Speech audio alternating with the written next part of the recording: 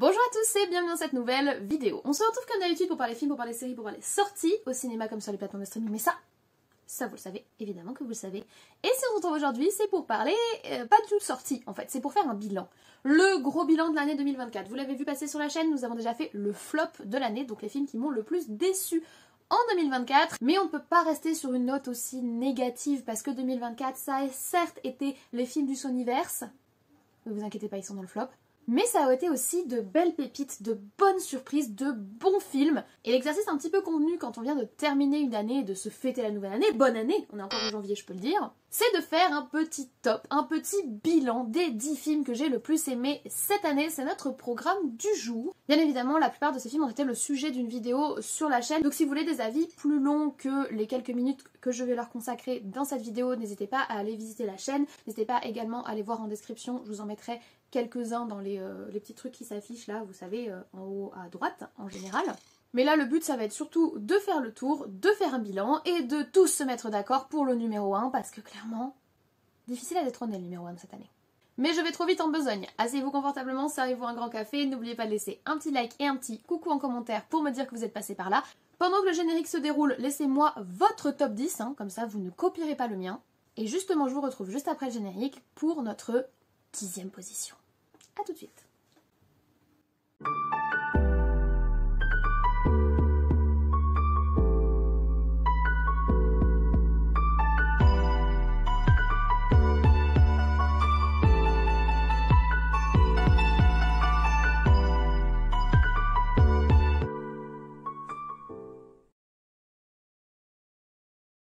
Et en 10e position, on attaque très fort avec un film japonais que j'ai énormément apprécié, qui avait un concept qui de base m'avait fait de l'œil, mais qui a vraiment été un très très bon moment en salle et qui me reste encore en tête. C'est le film Comme un lundi qui est donc sorti en 2024 chez nous alors qu'il était sorti en octobre 2022 au Japon. Un sacré délai entre les sorties japonaises et les sorties françaises, malheureusement. Mais ça ne m'a pas empêché de passer un excellent moment devant ce film. Il est drôle, il est bien ficelé, il est efficace, il paye pas de mine, c'est un film plutôt petit budget. Le concept, c'est qu'on va suivre une équipe, un groupe d'une entreprise, une équipe de salariés qui revivent indéfiniment la même semaine. En plus, une semaine où ils ont extrêmement de boulot, où ils ont un dossier monumental à monter, etc. Et en fait, ils sont coincés dans une boucle temporelle où ils reviennent indéfiniment au lundi de cette semaine, le cauchemar de tout salarié, vous vous en doutez. Et pour essayer en fait de sortir de cette boucle temporelle, ils vont tenter, tout en suivant bien évidemment la colonne hiérarchique, déjà de faire en sorte que tout le monde se rende compte que la boucle temporelle existe, mais également de se serrer les coudes et d'essayer de trouver une solution à leur plutôt fâcheux problème. En plus d'une bonne sonore absolument excellente et de très bonnes blagues, dont le running gag de l'oiseau qui m'a fait mourir de rire en salle, le film qui ne dure que 1h22 est terriblement efficace dans son concept et m'a fait passer un super moment en salle. C'est donc ma 10e position de ce top 2024. On poursuit donc sur la 9e position et là c'est un film, honnêtement j'ai hésité. J'ai hésité à le mettre dans le top parce que c'est un film que je viens de voir tout récemment et dont l'appréciation est toute fraîche dans mon esprit. Je suis pas certaine que le film me fasse le même effet au revisionnage, mais j'ai vraiment énormément apprécié le film Conclave que je viens de découvrir et je tenais à le faire apparaître dans ce top parce que c'est un film qui est visuellement magnifique et qui surtout m'a tenu en haleine durant toute sa durée. Le film dure 2 heures, il est sorti le 2 décembre 2024, il a été vendu comme un chef-d'œuvre absolu, autant dire que j'avais de grosses attentes quand je suis allée en salle, d'autant plus qu'on a Ralph Fiennes en premier rôle et que c'est un acteur que j'aime énormément, et je n'ai franchement pas été déçue, sauf concernant la fin. C'est-à-dire que j'ai trouvé le film vraiment très très bien maîtrisé, très bien ficelé, on est sur une sorte de thriller avec des imbroglios politiques, le tout au sein du Vatican, alors même que le Vatican a perdu son chef, le pape, et que le conclave doit se réunir pour élire un nouveau pape. On est vraiment dans les dessous politiques et crasseux du Vatican, c'est franchement assez intéressant. Il y a une vraie part de dénonciation et une vraie volonté morale derrière le film. Cependant, j'ai personnellement trouvé que la fin venait gâcher tout ça. Honnêtement, si la fin avait été différente, le film aurait été beaucoup mieux classé dans mon top. Alors en soi, ils ont suivi scrupuleusement la fin du livre qu'ils adaptent. C'est donc un choix de l'auteur à la base. Mais j'ai trouvé que la fin était presque trop cliché, presque guignolesque, tellement elle va trop loin dans le cliché, trop loin dans l'excès de ce qu'elle veut démontrer et c'est un petit peu dommage à mon sens, ça n'en reste pas moins un excellent film que je reverrai avec plaisir et qui j'espère me fera le même effet au revisionnage. Et en parlant de revisionnage, c'est au moment du montage que je me suis rendu compte que si mon cœur balançait et que j'ai fini par choisir de mettre Conclave en 9e position dans mon top il y a de cela 1 semaine et demie, presque 2 semaines quand je l'ai tourné, eh bien j'aimerais proposer une petite égalité entre ce film Conclave qui est plein de bémols et notamment cette fin et un film français qui a rencontré un énorme succès cette année qui est le film Le Comte de Monte-Cristo avec Pierre Niney en personnage principal. C'est un film qui a aussi des défauts pour moi mais que j'ai énormément apprécié. Je pense que c'est un film qui mérite quand même d'apparaître dans ce top. Je l'ai revu tout récemment puisque je l'ai revu il y a 5 jours et le film m'a fait le même waouh que quand je l'avais vu en salle il y a 6 mois. Donc j'aimerais quand même lui rendre grâce, rendre à César ce qui est à César et lui proposer cette égalité en 9e position avec le film Conclave parce qu'il faut quand même reconnaître que Monte-Cristo c'était franchement super bien. L'héroïsme à la française, la cape et l'épée à la française, et puis des décors, des costumes, un rythme, une musique, des plans, enfin un film qui a vraiment énormément de choses à proposer et qui mérite clairement sa place dans ce top.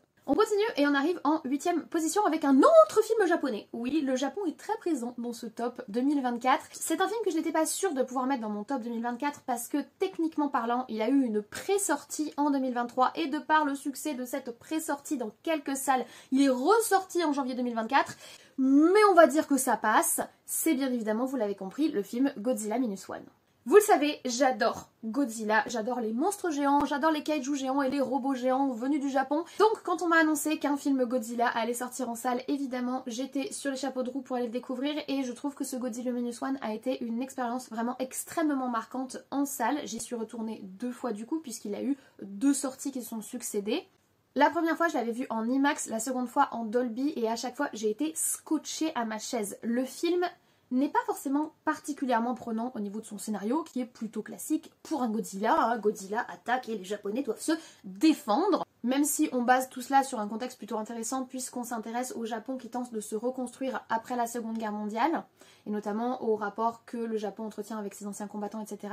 C'est intéressant et assez riche mais malheureusement traité de façon plutôt cliché. Ce qui est vraiment marquant dans ce film et ce qui en a fait vraiment une superbe expérience en salle, c'est le travail qui a été fait sur le visuel et notamment sur les effets spéciaux autour de Godzilla où on donne vraiment une patte à l'ancienne. On n'est pas sur les Godzilla de ces dernières années, vous savez, les Godzilla versus Kong, etc. saturés de CGI qui font très effets spéciaux, très artificiels, très numériques. On a quelque chose qui est extrêmement physique à l'image. Un Godzilla qui est plus vrai que nature et qui est vraiment qui s'impose en fait à nous. Et la façon dont la caméra le regarde, la façon dont tout est tourné, on sent vraiment le gigantisme, l'écrasement que représente Godzilla dans le film. Et on va à rebours de la tendance actuelle qui est de faire du monstre le héros. Là, le monstre n'est pas le héros, le monstre est le monstre, il a sa position de monstre marin. Et c'est toute sa puissance, tout son gigantisme et toute la frayeur qu'il va produire qui est montrée par l'image et c'est franchement brillant, c'est très bon, c'est un excellent film et je vous le recommande à 118%, surtout si vous aimez les monstres géants et les kaijus et tous ces trucs là. C'était vraiment bien. 7e position et on va continuer sur les monstres que j'affectionne particulièrement après le géant Godzilla. Parlons du sanglant Nosferatu puisque parmi les films que j'attendais énormément cette année, il y avait le Nosferatu de Robert Eggers qui nous propose sa vision du non-mort qui avait déjà été adapté à l'écran par Murnau et Herzog. Je vous en ai déjà parlé très souvent sur la chaîne, le film de Murnau et le film de Herzog sont extrêmement importants pour moi et ont été extrêmement importants pour moi dans mon parcours. Autant dire que j'attendais vraiment au tournant Robert Eggers pour ce film de 2024 parce que Robert Eggers est un réalisateur que j'apprécie énormément, j'ai aimé tout ce qu'il a fait. Donc pour moi, Nosferatu, ça allait être un win à 100%.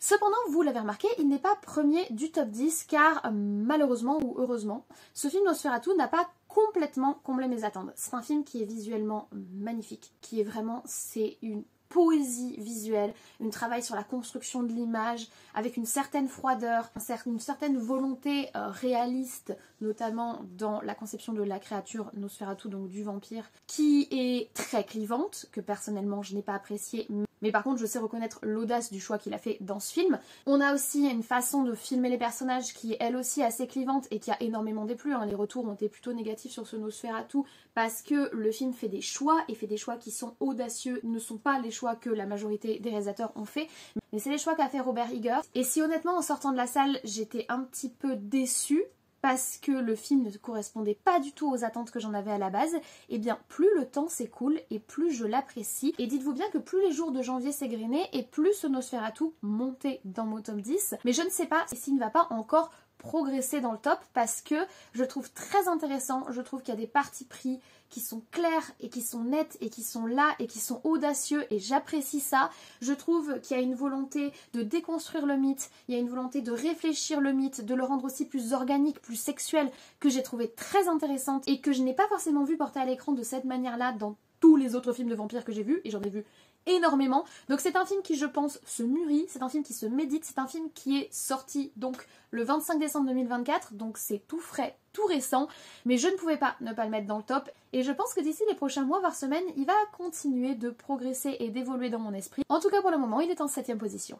Nous arrivons sur la 6ème position et là je ne vais pas vous surprendre, on va parler d'un des très gros blockbusters de l'année, un des très gros films que j'attendais et qui m'a beaucoup plu en salle, c'est bien évidemment Dune 2, la suite de Dune 1, oui évident, donc de la vision de Villeneuve sur l'œuvre de Dune. Et j'ai beaucoup aimé le film. Je vous ai fait une longue vidéo dessus où je détaille tout ce que j'ai apprécié dans le film. Alors il n'a pas été aussi marquant pour moi que le premier film puisque du coup la vision que Villeneuve porte sur l'œuvre de Dune et les visuels etc. en soi on les avait déjà vus donc pour moi ça n'a pas eu le même impact que le premier film. Cependant j'ai énormément apprécié redécouvrir l'univers, j'ai énormément apprécié redécouvrir les personnages, j'ai énormément apprécié l'évolution qui est proposée de Paul, toute la réflexion politique et sociale qu'il y a autour de la religion. La figure du Messie telle qu'elle est portée par le discours dans Dune est extrêmement intéressante. Les passages en noir et blanc, j'ai adoré. Bref, il y a énormément de choses qui sont vraiment excellentes dans ce film. D'autant en plus, le film est arrivé sur plateforme, je l'ai donc bien frais dans mon esprit, je l'ai revu il y a quelques semaines et c'était toujours aussi waouh, même sur petit écran. Honnêtement, je m'étais posé la question en sortant de la salle, j'étais allée le voir en méga, IMAX, machin bidule. Je me suis dit, est-ce que le film aura le même impact sur moi en petit écran? Et oui, je suis toujours aussi emportée, je suis toujours aussi convaincue par l'acting de Timothée Chalamet dans ce second opus, même si j'ai vu qu'il y avait beaucoup de gens qui n'avaient pas apprécié. Enfin bref, je suis toujours à fond dans cette adaptation de Dune. Les films, hein, pas les séries, parce que je viens de me rattraper la série Dune Prophétie et c'est pas du tout ça, mais on parlera des séries 2024, ne vous inquiétez pas. En tout cas, Dune 2 mérite largement sa place de 6ème position de ce top 10. On arrive en 5ème position, oui, le podium se rapproche et en 5ème position, je vais vous parler d'un film en noir et blanc que j'ai découvert grâce au festival de Biarritz Nouvelle Vague où j'ai été invitée. Honnêtement, ce n'est pas un film que je serais allée voir autrement, donc je leur suis vraiment très reconnaissante d'avoir programmé ce film dans le festival parce que ça a été un énorme coup de cœur. C'est le film Tatami. Le film est sorti en salle le 4 septembre. À ce moment-là, je vous avais fait une longue vidéo dessus parce que c'est un film qui m'a vraiment bouleversée, qui m'a vraiment touchée et qui m'a vraiment marqué en fait. Il y a quelque chose d'extrêmement fort dans ce film. On y suit une judokate iranienne qui, en cours de compétition, parce qu'elle risque de rencontrer la judokate israélienne, va être sommée par le régime iranien d'abandonner la compétition et en fait elle va s'opposer à cet ordre du régime et continuer la compétition qui est déjà physiquement extrêmement éprouvante tout en recevant de plus en plus de pression du régime iranien tout au long du film.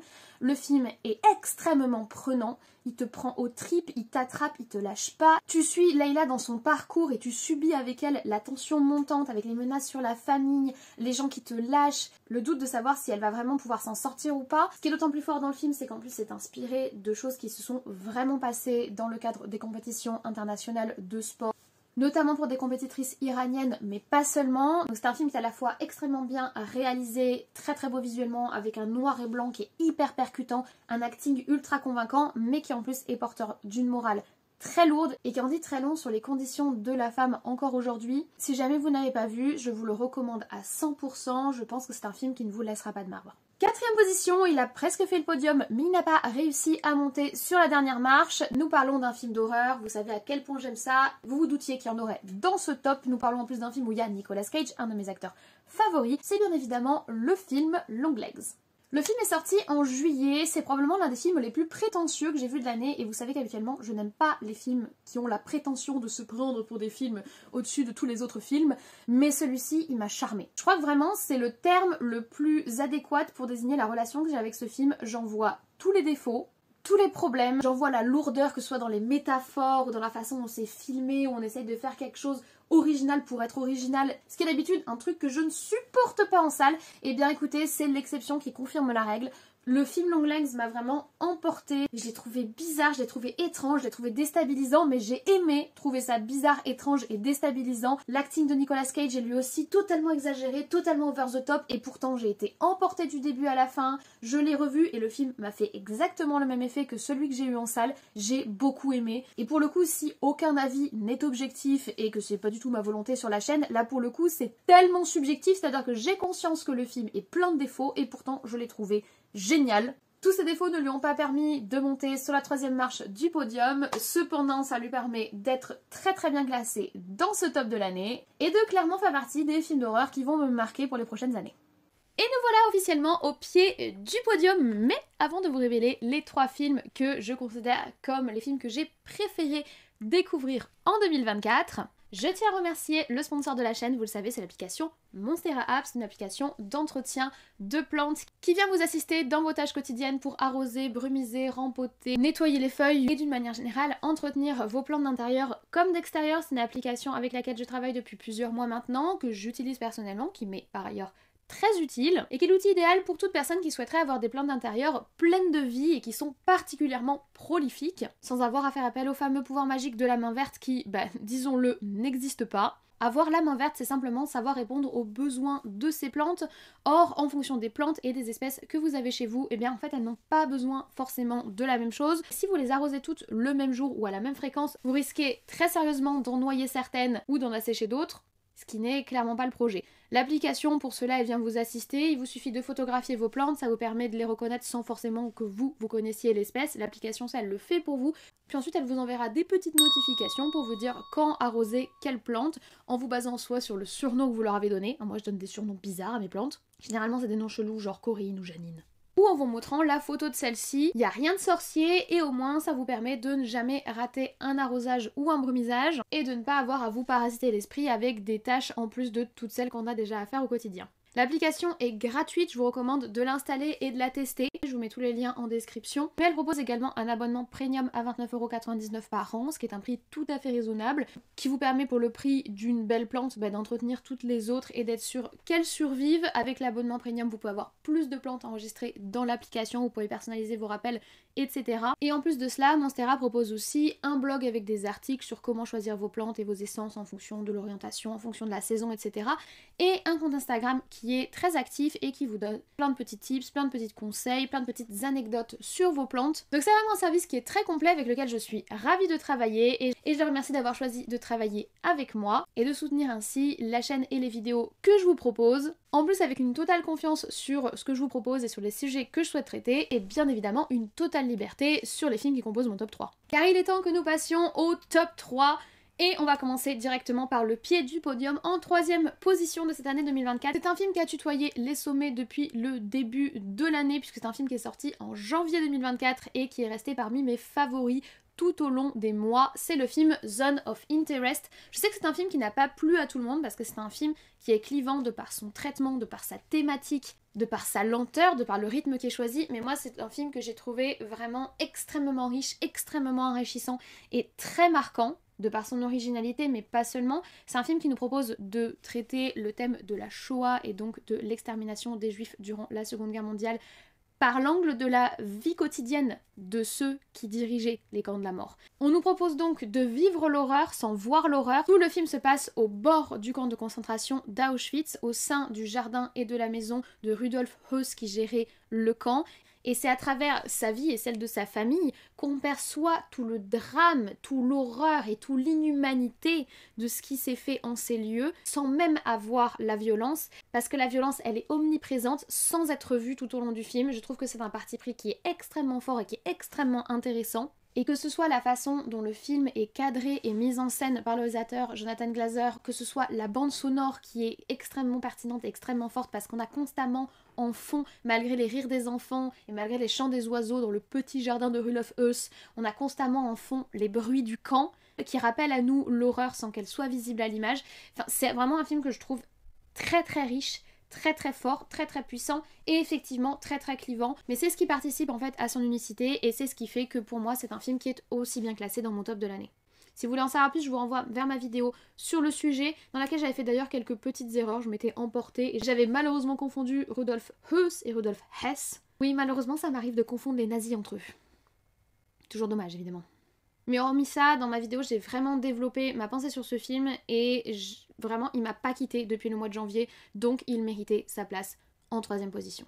On continue avec la seconde position et je pense qu'elle ne va pas être originale. Je pense qu'on va être sur un film qui est présent dans énormément de tops cette année parce qu'on est sur un film qui est très très bon, qui est très très excellent, qui est en train de rafler plein de prix tout partout et ça me fait très très plaisir. C'est bien évidemment, vous vous en doutez, le film The Substance. Et quel plaisir d'avoir un film d'horreur, un film de genre comme ça, aussi bon cette année et aussi bien classé dans mon top 10, rien que ça, ça me donne le smile. Et concernant The Substance, pareil, je vous ai fait une longue vidéo sur le sujet, j'ai vraiment été avalée par le film, j'ai été absorbée par la façon dont il est filmé, par la composition des plans, par l'acting de Demi Moore qui est excellent durant le film, par les choix de mise en scène, par les choix de body horror à la fin avec, là encore, des choix qui sont clivants, qui plairont pas à tout le monde. On a une fin dans ce film qui s'inscrit en rupture avec toute l'esthétique hygiéniste qui est développée depuis le début et que j'ai trouvé super pertinente et super marquante, avec de superbes make-up FX comme on aime. L'esthétique du film est léchée, l'écriture du film est léchée, l'acting est léché, la composition des plans est léchée. Le film est presque suresthétisé, mais vu que c'est son propos, l'esthétique, ça fait sens. Et en plus, il faut reconnaître que ça a été très très drôle de suivre sur les réseaux sociaux et notamment sur Twitter tous les gens qui tombaient dans le panneau du film en disant que le film ne se basait que sur la sexualisation de ces actrices alors que c'est justement le dit propos du film. Rien que ça, c'est un plus 10 en charisme pour le film. Non, franchement, il est absolument excellent et je suis ravie de l'avoir vu en salle. Et j'ai très très hâte de le revoir. Et là encore, je pense que dans le monde du film d'horreur, c'est un film qui va me rester encore plusieurs années. Mais alors qui, messieurs, dames, qui est le numéro uno de l'année 2024? Eh bien, je vais vous le dire, mais d'abord, on va faire un petit hommage aux quelques films qui ont failli rejoindre le top, mais qui, malheureusement, n'ont pas réussi à dépasser les phases de sélection.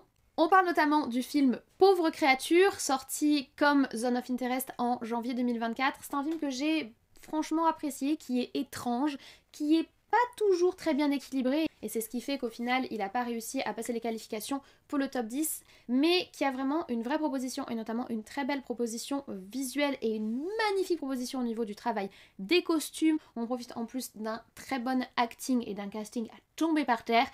Cependant, et en l'ayant revu, j'ai trouvé que le film a quand même des longueurs dans l'écriture et une certaine lourdeur au niveau de la façon dont il traite ces thématiques, notamment du coup la libération sexuelle de la femme, qui est en plus une enfant dans le corps d'une femme, ce qui continue de me mettre mal à l'aise au niveau de la façon dont c'est traité dans le film, donc il n'a pas pu faire des sélections.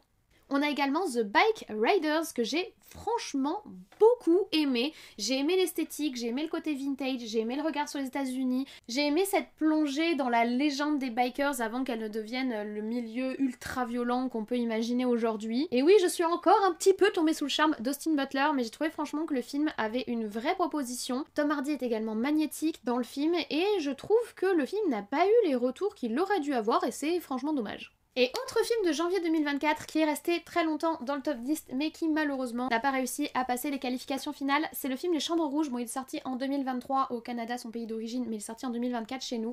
Un thriller sombre et noir et ultra prenant que je vous recommande à 118%. Je vous renvoie vers la vidéo que j'avais fait dessus, mais je l'avais énormément apprécié. Malheureusement, il n'a pas réussi à maintenir sa position face aux autres concurrents qu'on a déjà cités. Mais alors, vous allez me dire, mais alors, quel film a fait le top 1 cette année? Quel a été pour moi le meilleur film de l'année? Eh bien, nous allons aller dans la catégorie animation, et je ne vais pas vous surprendre en citant le nom du film Le Robot Sauvage. Si vous avez vu ma vidéo sur le film, vous savez à quel point le film m'a enchantée, m'a emportée, m'a mis des paillettes dans les yeux, m'a fait pleurer à chaudes larmes, à quel point le film est beau, à quel point le film est puissant, à quel point le film est émotionnel et intelligent, à quel point le message est intéressant. Le film m'a fait autant rire que pleurer. Je me suis attachée à tous les animaux de la forêt, je me suis attachée évidemment aux robots, vous vous en doutez. Le film est à la fois extrêmement riche et extrêmement simple. Vous savez que souvent, le fait que l'histoire soit simple, ça va être considéré comme un défaut, mais ça n'en est pas un. C'est juste qu'une histoire simple, c'est plus difficile à bien adapter. Parce qu'en fait, une histoire, c'est pas parce qu'elle est simple qu'elle aura pas de profondeur émotionnelle ou morale. Et la profondeur émotionnelle ou morale, ça peut être parfois difficile à apporter de façon vraiment pertinente. Et là, c'est le cas. On est sur un film d'animation qui s'adresse à la fois aux adultes et aux enfants, qui a une morale totalement basique et totalement acculée, mais qu'ils arrivent à éclairer d'une nouvelle façon avec leurs nouveaux personnages, leurs nouveaux environnements. L'adaptation est magnifique, la musique est sublime, c'est juste, pour moi c'est un chef-d'œuvre, et pour moi c'est le chef-d'œuvre de l'année, c'est le plus beau et le meilleur film de l'année. Alors bien évidemment c'est difficile de comparer de l'horreur avec du thriller, c'est difficile de comparer de l'animation avec du live, c'est difficile de comparer des films qui décrivent des faits réels comme Tatami ou comme Zone of Interest avec des films qui sont basés sur des histoires complètement fantasmées comme Nosferatu ou Godzilla. C'est toute la difficulté de l'exercice d'un top 10 sur une année, et encore du coup j'ai réduit le top 10 seulement aux films. Vous imaginez si en plus il fallait intégrer les séries. Mais moi quand je me pose et que je regarde mon année, quel est le film qui m'a apporté le plus, quel est le film qui m'a transporté le plus, quel est le film qui m'a le plus marqué, qui m'a le plus fait sourire comme pleurer, quel est le film que j'ai trouvé le plus abouti, le plus riche, eh bien c'est le film Le Robot Sauvage. Et il est très probable que vous et moi nous n'aurons pas le même numéro 1, il est même tout à fait probable que pour certains ce film était totalement anecdotique parce que c'est des thématiques qui sont déjà vues. Certains ont même peut-être détesté ce film, ou du moins ils ne l'ont pas apprécié, ils l'ont peut-être trouvé classique, ils l'ont peut-être trouvé sans intérêt et qu'il manquait de saveur ou trop enfantin. Mais c'est toute la richesse du cinéma, on reçoit tous les œuvres différemment, et moi l'œuvre qui m'a le plus transporté cette année et que j'ai le plus apprécié cette année, c'est le film Le Robot Sauvage. Donc n'hésitez pas à me dire, vous, en commentaire, quel est votre meilleur film de l'année, quelle est votre meilleure expérience en salle de l'année, quel est le film qui vous a le plus marqué, qui vous a le plus fait pleurer, le plus fait rire, le plus transporté, quel est le film que vous avez le plus recommandé autour de vous. Dites-moi tout ça en commentaire, et moi je clôture ici ce top 10 de l'année 2024. Je vous remercie d'avoir regardé cette vidéo jusqu'au bout, j'espère que vous l'avez appréciée. Vous avez peut-être découvert ou redécouvert des films, je vous ai peut-être motivé à en découvrir certains ou en redécouvrir certains. Je sais pas si je vous ai surpris dans ce top 10, parce que si vous m'avez suivi toute l'année, globalement ce sont des films dont on a déjà parlé ensemble sur la chaîne. Dites-moi si vous vous attendiez du coup à ce numéro 1 ou pas, dites-moi si le top 10 vous paraît cohérent par rapport à ce que vous avez vu sur la chaîne tout au long de l'année 2024. Si vous n'avez pas encore regardé ma vidéo Flop 10, je vous invite également à la découvrir. C'est tout l'inverse de celle-ci. Au lieu d'avoir de la joie, du bonheur, des sourires et de l'admiration, on a de la colère, de la rage, voire même de la hargne. Et si vous n'avez pas encore vu ma vidéo sur les sorties à venir pour cette année 2025, les films du coup et séries que j'attends particulièrement pour l'année qui s'annonce, eh bien je vous invite à aller la découvrir. N'oubliez pas de mettre un petit like pour mettre en avant la vidéo dans l'algorithme et montrer à YouTube que vous avez apprécié ce que vous avez vu. N'hésitez pas à me laisser ne serait-ce qu'un commentaire de soutien avec un petit coucou juste en dessous. Abonnez-vous si ce n'est pas encore le cas. Et moi je vous remercie d'avoir regardé cette vidéo jusqu'au bout. Je vous souhaite une très bonne journée, une très bonne semaine et de très bons visionnages. Peut-être Le Robot Sauvage, peut-être Longlegs, peut-être Backriders, peut-être Nosferatu, peut-être Tatami, peut-être Comme un lundi, ou peut-être Conclave et Godzilla. Bref, peut-être un des films dont je vous ai parlé dans cette vidéo. D'ici la prochaine vidéo, prenez soin de vous, je vais essayer moi de mon côté d'en faire de même, et on se dit comme toujours, à très vite.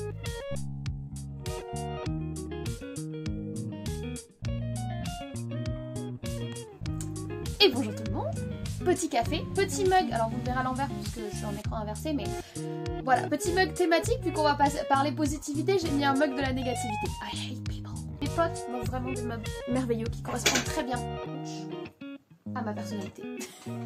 Non, je ne dis pas tous les gens, seulement ceux que je connais pas. Petit top 10, un exercice auquel je ne m'étais point plié l'année dernière parce que l'année dernière j'avais pas trop le temps, et puis parce que l'année dernière j'étais pas du tout dans un mood où j'avais envie de me prendre de la haine dans la gueule, car oui, c'est ce que font les top 10. Pourquoi je fais une pause générique aussi négative alors qu'on va parler de positif et des films que j'ai préférés? Oui, les top 10 sont des ouvertures à recevoir beaucoup de messages négatifs en commentaire, simplement parce que vous et moi on n'aura probablement pas le même top 10 parce qu'on n'a pas vu les mêmes films et qu'on n'a pas aimé les mêmes films et que tous les goûts sont dans la nature et que c'est beau la vie parce que tous les goûts sont dans la nature. Mais il y a des gens à qui ça plaît pas du tout le fait qu'il y ait tous les goûts dans la nature, ça les met mal à l'aise en fait. Je parlais comme une meuf de la télé en fait. Ça les met mal à l'aise, qu'on pense pas la même chose et du coup ils sont en mode wesh et moi je suis en mode wesh et du coup ils se disent t'as vu quoi? Donc oui, il y a des gens qui parce que ils voient un top 10 de l'année qui n'est pas le leur, parce que je n'ai pas vu les mêmes films qu'eux, que je n'aime pas les films estoniens sous-titrés en ukrainien antique, bah, ça ferait de moi une personne qui pourrait prendre de la haine dans la gueule. Donc pendant un moment j'ai complètement arrêté de faire des top 10 et notamment des tops de l'année parce que voilà. Et aussi parce que je m'étais mis comme règle depuis le début de ma chaîne de rattraper le plus de films possible avant de faire le top de l'année. Par principe en fait, pour pas passer à côté d'une pépite. Et c'est pas quelque chose que je me suis imposé cette année, donc il y aura certains films que je n'ai pas vus. Voilà, des films que vous m'avez recommandés ou qui apparemment sont trop bien et que j'ai pas eu l'occasion d'aller voir. En plus en fin d'année, j'ai été un petit peu dans le rush, toi-même tu le sais, parce que le déménagement, parce que tout ça. Vous avez remarqué qu'on est toujours dans le fond temporaire qui est ma mangatech. Tout simplement parce que tout était à l'arrêt concernant mon appartement, parce que je vous avais parlé de mes problèmes de chaudière, je vous en avais parlé. Voilà, la chaudière fonctionnait hein, quand j'ai acheté mon appartement.